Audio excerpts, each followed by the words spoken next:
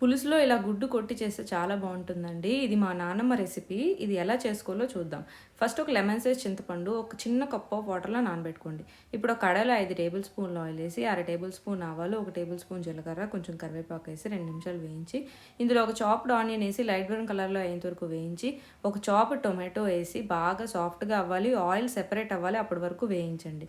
ఇప్పుడు ఇందులో అర టేబుల్ స్పూన్ పసుపు, 1 టేబుల్ స్పూన్ ఉప్పు, 1 టేబుల్ స్పూన్ కారం, 1 table spoon garam masala powder, 1 table spoon ధనియా పౌడర్ ఏసి బాగా మిక్స్ చేయండి. ఇప్పుడు దీనిలో చిన్న కప్ ఆఫ్ చింతపండు రసం ఎక్కువ వేయకూడదు. కొంచెం చింతపండు రసం వేసుకోవాలి. అలాగే ఒక గ్లాస్ వాటర్ వేసుకొని కొంచెం మీకు సరిపడా ఉప్పేసి బాగా మిక్స్ చేసి మరగనివ్వండి. మరుగుతున్నప్పుడు ఇందులో 3 గుడ్లు ఒక్కొక్క వేరే వేరే ప్లేస్‌లో కొట్టేయండి. ముట్టుకోకండి. ఆ గుడ్లు అట్టులా తేలాలి. అప్పటి వరకు ముట్టుకోకండి. అట్టులా తేలిన తర్వాత 2 నిమిషాలు మరగనిచ్చి స్టవ్ ఆఫ్ చేసేయండి.